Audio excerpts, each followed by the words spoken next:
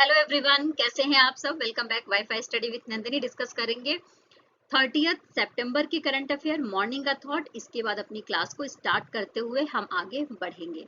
और कल संडे है तो कल हमारी वीकली रिवीजन की क्लास भी आएगी, तो उसके लिए भी तैयार रहिएगा। तो चलिए स्टार्ट करते हैं। और जैसा कि आप सबको पता है कि टेलीग्राम के लिंक पर जो भी कंटेंट मेरे द्वारा पढ़ाया जाता है वो सब कुछ उपलब्ध है, इंग्लिश और हिंदी बोथ लैंग्वेजेस में। तो अगर आप नोट्स बनाना चाहते हैं, रीडिंग करना चाहते हैं, तो जाकर अच्छे से पढ़ सकते हैं, नोट्स भी बना सकते हैं। तो आइए स्टार्ट करते हैं। अगर जीवन में सफलता प्राप्त करनी है तो मेहनत पर भरोसा करो, किस्मत पर नहीं। क्योंकि किस्मत पर भरोसा करने वाले पीछे रह जाते हैं, लेकिन जो अपनी मेहनत से आगे बढ़ते हैं वो जरूर एक दिन सफल हो जाते हैं। तो मेहनत करते रहिए, भरोसा रखिए, अपने आप को पहचानिए और जीवन के लक्ष्यों को प्राप्त करने के लिए आगे बढ़ते रहिए। चलिए स्टार्ट करते हैं। आज का पहला क्वेश्चन है, अंतर्राष्ट्रीय अनुवाद दिवस या इंटरनेशनल ट्रांसलेशन डे कब मनाया जाता है। तो हर साल 30 सितंबर को मनाया जाता है, इस बात को याद रख लेंगे।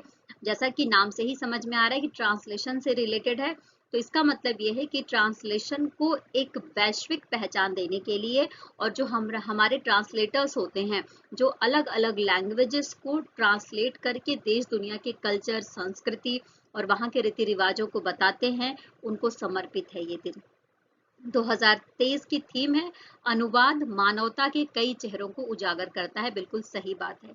देखो, वो पहले व्यक्ति जिन्होंने बाइबल का ट्रांसलेशन किया था, उनका नाम है सेंट जेरोम।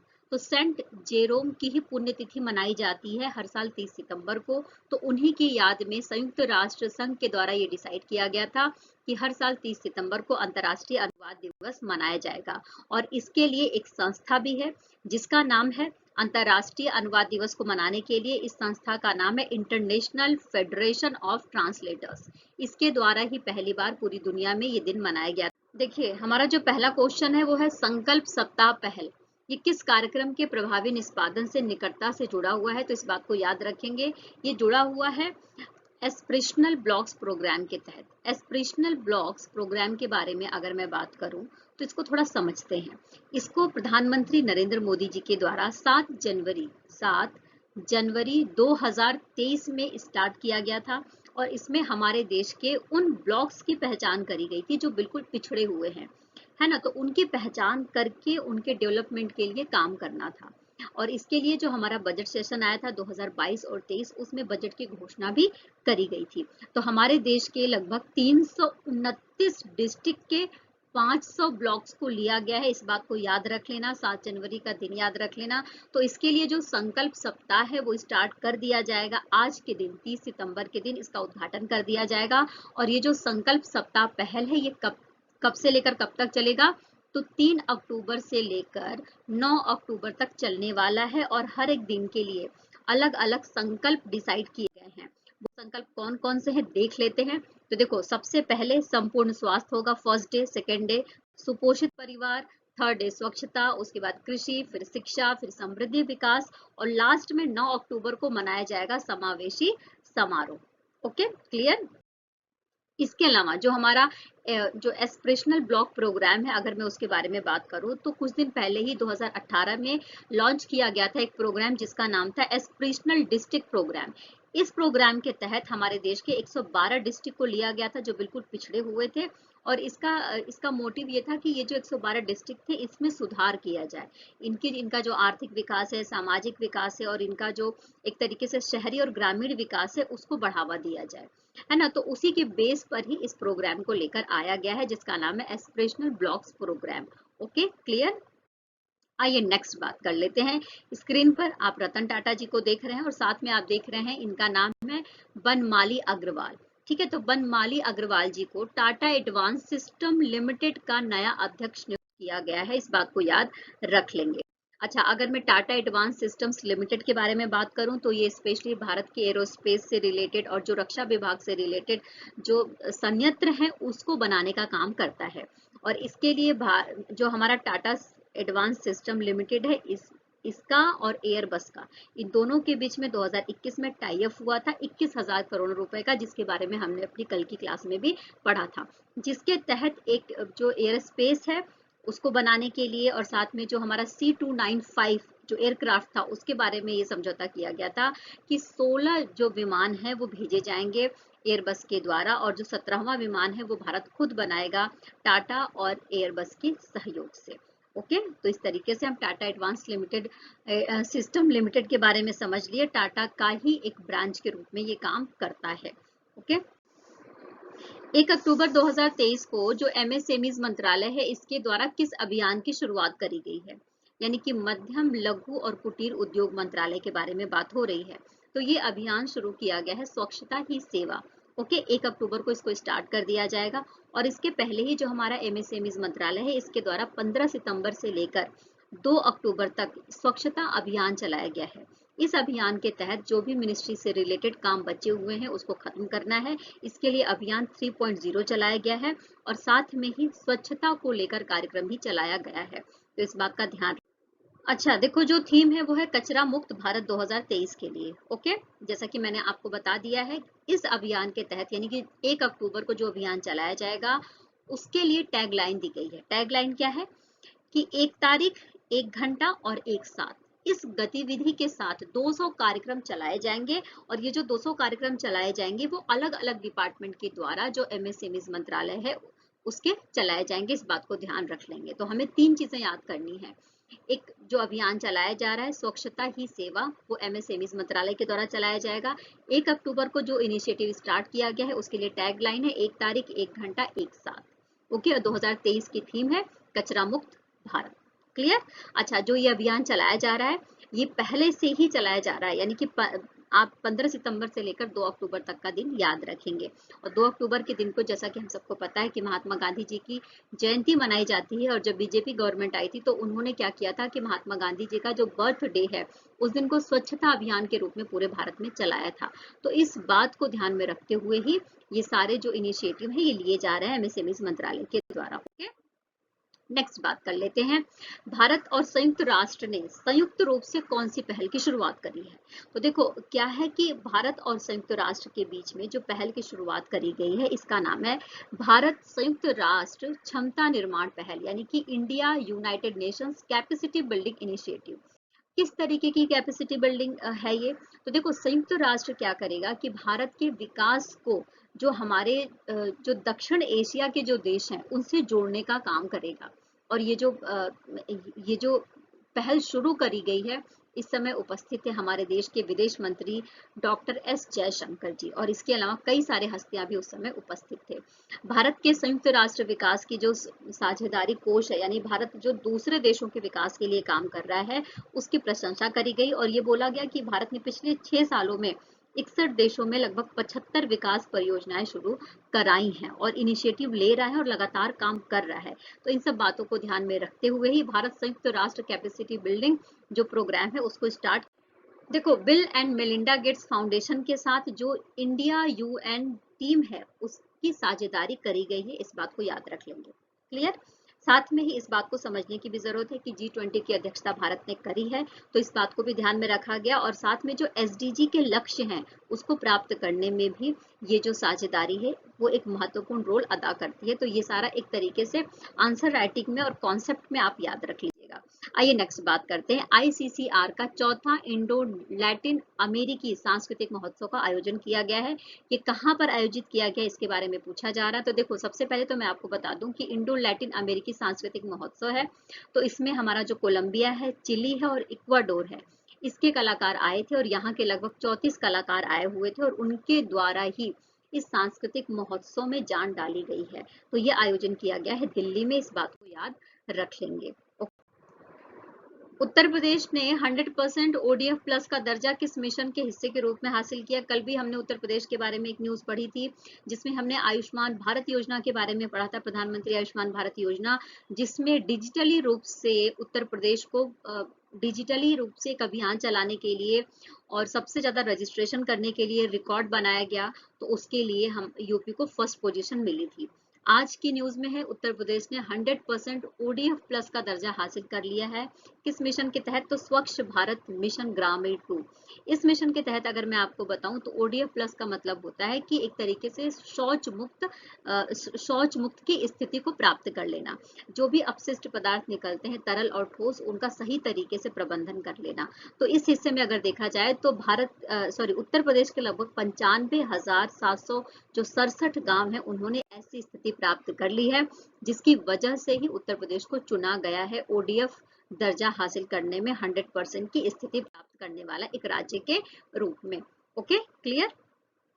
आइए नेक्स्ट बात कर लेते हैं ताइवान के बारे में। ताइवान के बारे में बात करते हुए जैसा कि हम सबको पता है कि जो चीनी गणराज्य है उसका एक द्वीपीय, एक तरीके से कह सकते हैं कि स्वतंत्र एक द्वीप के रूप में, राज्य के रूप में ताइवान को हम समझ सकते हैं। तो ताइवान के द्वारा लॉन्च की गई पहली घरेलू निर्मित पनडुब्बी का नाम क्या है, ये पूछा जा रहा है। तो पनडुब्बी का नाम है हाईकुन। तो देखो, हाईकुन पनडुब्बी के बारे में बात करें तो ताइवान का ये पहला पनडुब्बी है, इसलिए इंपॉर्टेंट है। दूसरी चीज, हाईकुन पनडुब्बी के साथ साथ ऐसी 10 पनडुब्बियां बनाई जाएगी ताइवान के द्वारा, और जिसमें से 2 जो पनडुब्बी होगी वो डच गणराज्य की जो पुरानी पनडुब्बी है उसको सही तरीके से सुधार करके यूज किया जाएगा, और बाकी 8 पनडुब्बियां बनाई जाएंगी। ताइवान के राष्ट्रपति का नाम क्या है? तो त्साई इंग वेन, इनका नाम याद रख लेना। उन्होंने काओशुंग में एक समारोह के दौरान जो हमारा हाईकुन, जो ताइवान का हाईकुन पनडुब्बी है, उसको लॉन्च किया है। ओके, जैसा कि आप सबको पता है कि चीन जो है ताइवान को अपने कब्जे में करना चाहता है, और चीन वहां पर कुछ ना कुछ एक्टिविटीज करता रहता है। तो चीन से निपटने के लिए अपनी सैन्य क्षमताओं को बढ़ा रहा है ताइवान। क्लियर। देखिए,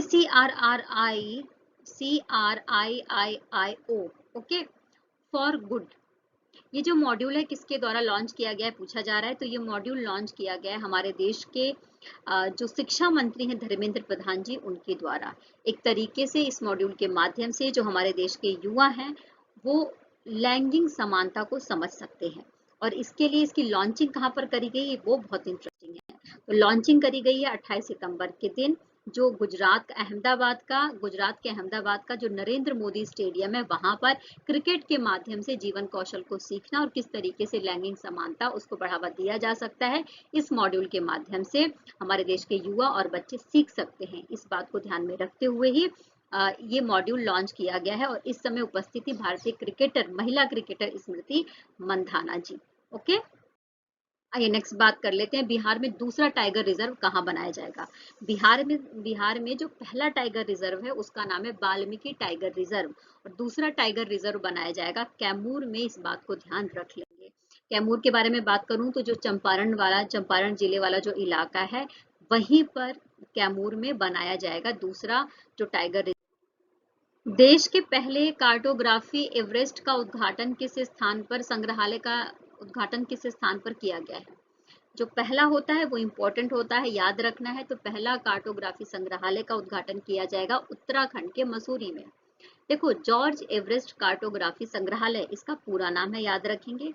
जॉर्ज एवरेस्ट वो व्यक्ति थे जो जिन्होंने एवरेस्ट की चढ़ाई करी थी पहली बार, तो जो उनके नाम पर ही इस कार्टोग्राफी संग्रहालय का नाम रखा गया है। क्लियर। अच्छा, 1832 से लेकर 1843 तक मैसूर में वो रहे थे, और जहाँ पे वो रहते थे वहीं पर कार्टोग्राफी संग्रहालय बनाया जाएगा। और ये जो कार्टोग्राफी संग्रहालय है स्पेशली पर्वतारोहण से संबंधित उसके मानचित्र, तकनीकी उपयोग कैसे कर सकते हैं, तो उसका जो भी हिस्टोरिकल फैक्ट है उससे संबंधित इस संग्रहालय में आप जानकारी प्राप्त कर सकते हैं। क्लियर हो गया, अच्छे से समझ में आ गया। तो नाम याद रख लेना, जॉर्ज एवरेस्ट वो व्यक्ति जिन्होंने माउंट एवरेस्ट पर पहली बार चढ़ाई करी थी, उन्हीं के नाम पर कार्टोग्राफी संग्रहालय का नाम पड़ा है, जो उत्तराखंड के मसूरी। देखो, संयुक्त राष्ट्र जनसंख्या कोष और Bharat international institute for population के द्वारा एक रिपोर्ट जारी करी गई, और इस रिपोर्ट में बताया गया कि सन 2050 तक हर 5 में से जो एक शख्स है वो भारत में बुजुर्ग होगा 3 दशक के बाद। और अभी प्रेजेंट टाइम में जैसा कि हम सबको पता है कि भारत एक युवा देश है, क्योंकि युवाओं की संख्या बहुत ज्यादा है भारत में। तो युवाओं की संख्या अगर ज्यादा है तो ये बुजुर्ग भी तो होंगे, तो उस बात को ध्यान में रखते हुए इस रिपोर्ट में कहा गया है कि लगभग भारत की 20% आबादी बुजुर्ग हो जाएगी 2050 तक। International institute for management development के द्वारा ये बोला गया है कि जो वर्ल्ड टैलेंट रैंकिंग है उसमें भारत की स्थिति बिगड़ गई है और भारत जो है नीचे फिसलकर 4 रैंक और नीचे फिसलकर 56 रैंक पर आ गया है। सन 2022 में ये जो विश्व टैलेंट रैंक है इसमें भारत की स्थिति 52 नंबर की थी और अभी 2023 में भारत की जो रैंकिंग है वो 56 नंबर की है। तो 4 अंकों का या 4 रैंकिंग का डिफरेंस देखने को मिला है। भारत में रियल एस्टेट क्षेत्र के लिए एक महत्वपूर्ण विकास, बेंगलुरु में सबसे अधिक ग्रीन प्रमाणित कार्यालय स्थापित किए गए हैं। यानी कि जो हरित ऊर्जा से संबंधित ग्रीनरी से संबंधित एक कार्यालय या ऑफिसेस बनाने के बारे में बात की गई है, उसमें बेंगलुरु फर्स्ट नंबर पे है। इस बात को याद रख लेंगे। आइए फटाफट रिवीजन कर लेते हैं जो कल पढ़ा था। हृदय रोगों के लिए 29 सितंबर को विश्व हृदय दिवस मनाया जाता है। थीम थी दिल का उपयोग करें और दिल को। अच्छा देखो, 29 सितंबर को एक खाद्य हानि और अपशिष्ट के बारे में जागरूकता का अंतर्राष्ट्रीय। देखो, विश्व समुद्र दिवस कब मनाया जाता है? तो जो हमारा गुरुवार होता है, सितंबर महीने का जो लास्ट गुरुवार होता है, थर्सडे होता है, उस दिन मनाया जाता है। तो इस बार 28 सितंबर को विश्व समुद्री दिवस मनाया गया था। इस बार की थीम थी more power at 50 our commitment goes on. Okay, आइए नेक्स्ट बात कर लेते हैं। हांगझो एशियाई गेम्स हांगझो में हो रहे हैं, चाइना के।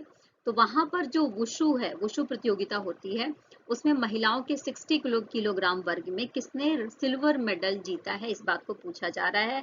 तो आप देख सकते हैं रोशिबिना देवी नाओ रेमे के बारे में हमने पढ़ा था, जिन्होंने ये प्रतियोगिता में सिल्वर मेडल जीता था। 2024 टेनिस हॉल ऑफ फेम के लिए किस भारतीय खिलाड़ी को नामांकित किया गया है? तो आप ऑप्शनल देख सकते हैं। लिएंडर पेस का नाम हमने कल पढ़ा था। मारवाड़ इंटरनेशनल सेंटर का उद्घाटन कहाँ पर किया गया है? तो राजस्थान के जोधपुर में किया गया है। इस बात को याद रख लेंगे। अशोक गहलोत जी के द्वारा इसका उद्घाटन किया गया था, जो वहाँ के मुख्यमंत्री हैं। पहला पॉलिथीन कचरा bank, very very important question. पहला पॉलिथीन कचरा बैंक है, ये इसकी शुरुआत कहाँ पर की गई है? तो कल की न्यूज में हमने पढ़ा था उत्तराखंड के बारे में, जहाँ पर पहला पॉलिथीन कचरा बैग शुरू किया गया था। और अगर आप जो है 1 किलो पॉलिथीन लेकर जाते हैं तो आपको उसके लिए 3 रुपए मिलेगा। यानी कि 3 रुपए प्रति किलो की दर से खरीदा जाएगा पॉलीथीन। और इस पॉलीथीन को क्या करा जाएगा? तो सड़कें बनाने में, टाइल्स बनाने में, घर की साज सजावट वाली जो सामान है उसको बनाने में यूज किया जाएगा। और ये मोटिव है कि हर महीने 70 टन से लेकर 100 टन तक का जो पॉलीथीन है उसको इकट्ठा कर लिया जाए। आयुष्मान भारत योजना के सफल संचालन और उत्कृष्ट प्रदर्शन के लिए उत्तर प्रदेश को कितने पुरस्कार मिले हैं? तो अभी हमने पढ़ा 2 पुरस्कार मिले हैं, जैसा कि मैंने आपको अभी थोड़ी देर पहले ही समझाया था। झाड़ू दान जो पहल है, ये किस अभियान के तहत आता है? तो ये आता है स्वच्छ भारत मिशन के तहत। 2014 में स्वच्छ भारत मिशन स्टार्ट किया गया था प्रधानमंत्री नरेंद्र मोदी जी के द्वारा, गांधी जी के जयंती पर। ग्लोबल इनोवेशन इंडेक्स 2023 में भारत किस स्थान पर है? तो देखो, भारत की स्थिति दिन प्रतिदिन सुधर रही है। तो भारत की स्थिति इस समय 40th नंबर पे है, इस बात को याद रख लेंगे। भारत की हरित क्रांति के जनक कौन थे, जिनका निधन अभी हाल में हुआ है?